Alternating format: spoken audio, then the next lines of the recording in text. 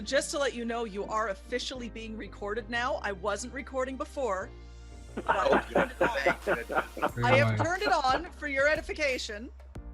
What is this audience going to do with the information that I'm presenting? Being able to identify that specific action or outcome will help you more clearly define the goal.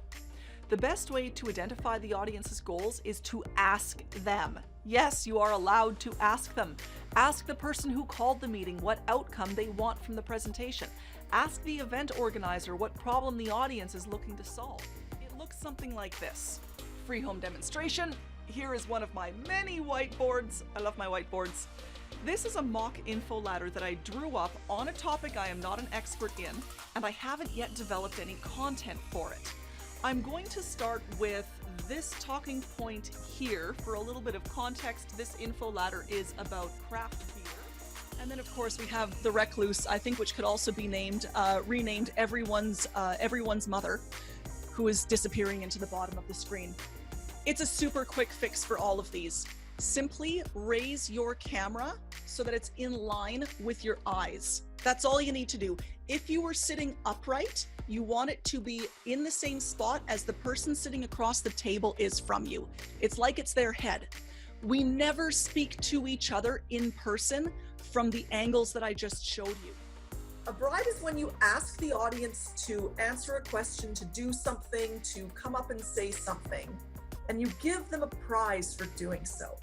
So I frequently bribe people. Like if I'm giving a larger audience talk, I bring a few copies of my book as a bribe. This is how I got Lauren's book. Ah, did you get my book? Yes. You wanted somebody to come up and say something on the mic, and I was like, hell's yeah, I ran up there. I was the only one. But I was like, that's right, I'm getting that book. I'm getting that book. The bribe. It works brilliantly. It really does. And it's fun. And then people have someone else to look at and to listen to for a couple minutes.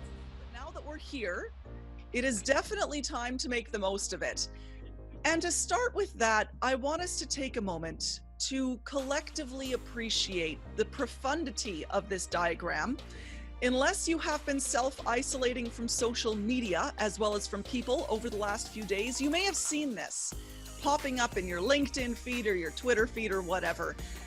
And I don't know about you, but it touched me right here. It really did, because I have done all of those things, with the exception of removing the cat from the keyboard. Now, if it's a really wide room or a stage and your audience is stretched all the way across, you probably don't want to be sprinting from one side to the other.